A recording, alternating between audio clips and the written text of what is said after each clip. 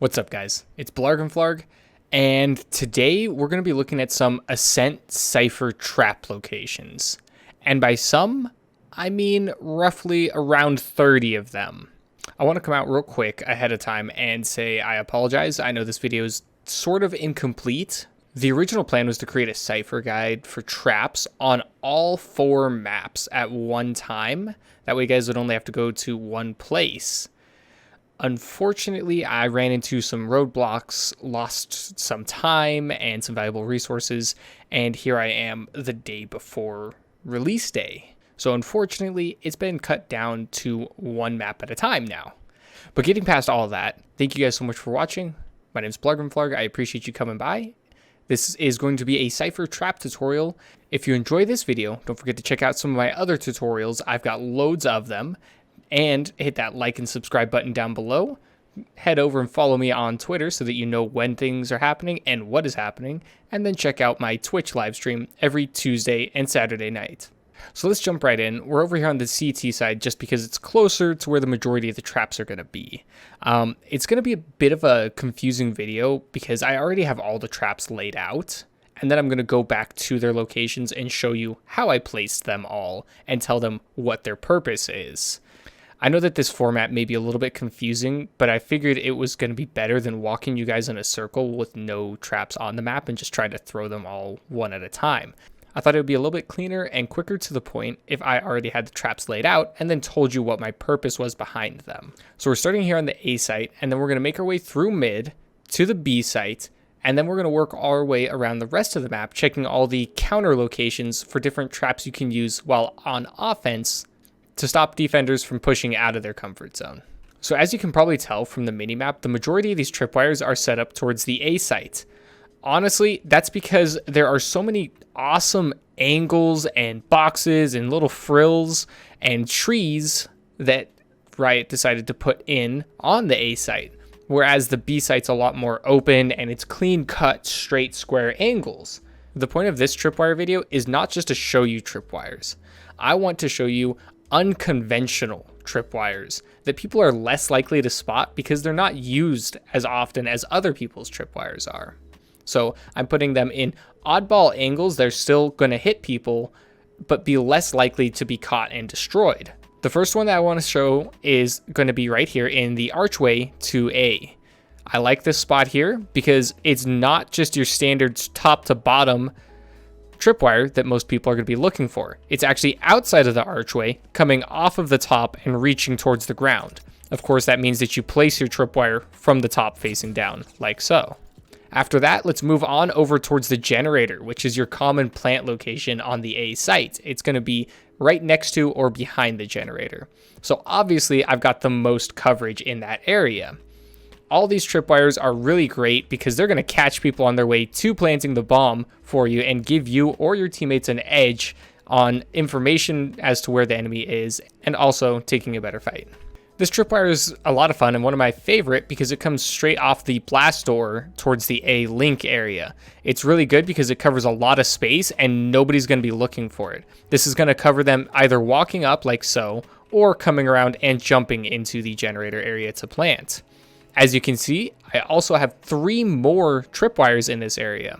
This top one is great because it gives you the same advantage that the one at the archway gives, where it's coming almost vertically down, and they're not going to have as much time to see it in a straight line in front of them, but it's unexpected as well because there is no roof here to go straight down from. The next 2 are really just great tripwires because of how angled and odd they are, coming from one side down to the other and partially below this wire here, and then also going behind this little scaffolding section here so it's harder to destroy. While placing these 2 specifically, you have to look 1 at the generator to place this side, and 2, you look below the scaffolding to place this one, because once you start looking over here, it's going to start shooting it off in awkward directions or just not let you place it at all. Going back to the guy up on the roof, you place him from the roof, not from the floor, because that obviously just wouldn't make any sense. And the same thing for the blast door. You have to place it on the blast door because placing on the ground doesn't make any sense. The next tripwires that I'm going to show you is actually over the boxes to jump up onto heaven. This is a setup that's actually better when you know the enemy's going to take the site and you're allowing them to take it, and then you're looking for a retake scenario, because you know that somebody's going to be watching the heaven location, and it's extremely common that they do so from the boxes. As you can see here, both these will trap enemies while jumping up onto these boxes, and most of the time, people don't stop before they jump up onto these boxes, so they won't have a chance to catch them. As you can likely figure, both of these wires are thrown by looking at the tarp and not at the walls that they're on. The next place that we're going to go to is the A-link area. So as you can tell, I'm really not throwing any between just two straight walls or doorways because they're just too obvious, and every enemy knows that walking through doorways or close-knit walls that they have to watch for tripwires. So that's not what we want to do. We want to be unconventional about it. So these two are a lot of fun, angling them off of tree branches and arborvitae bushes in pots. Both of these will catch enemies walking into the A-link area and will give you a great opportunity to peek them from the actual garden area to your right here. You set both of these up by actually looking at the plant that they're on.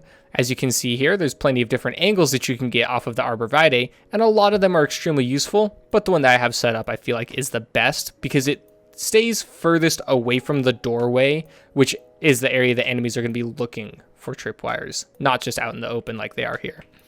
And it's a similar case with the tree. The tree gives you plenty of different opportunities to throw your wire in multiple different areas and angles, but I think that this one's the best because it covers the area the best where the enemy will be walking through in an unexpected fashion.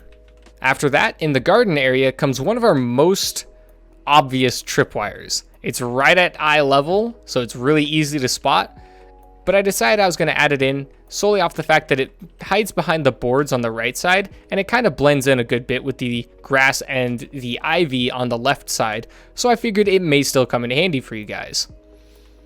That being said, my next two are much better and serve a similar purpose to the ones near heaven.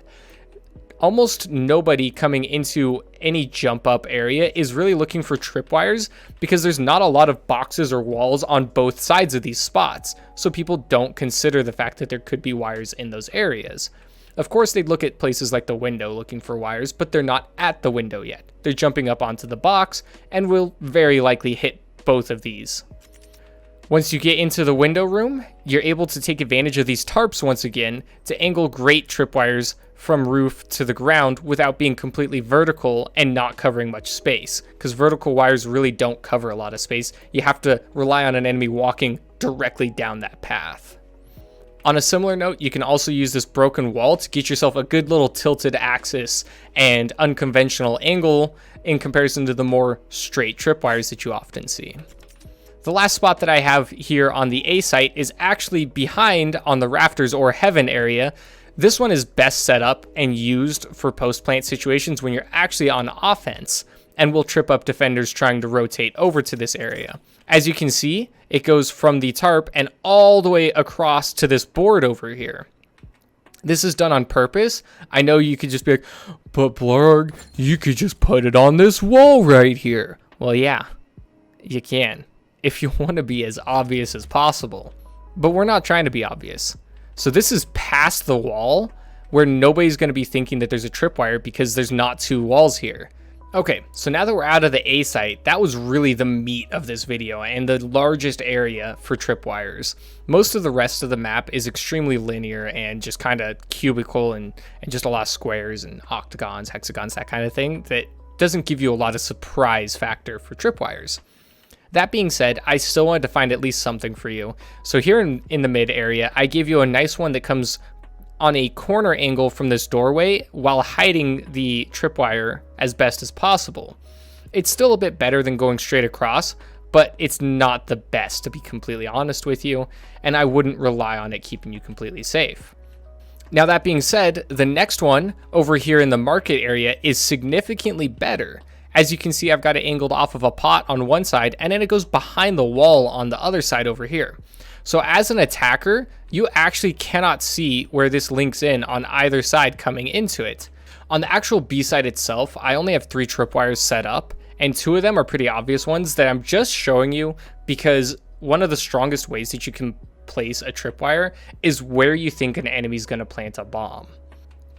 I also gave you a fun little angled one here, going across from the box in the middle of the site to the corner on this side, because if somebody's coming in and doesn't have the bomb to plant, a lot of people like to just jump up and around this corner, and their feet are going to snag on that tripwire for you.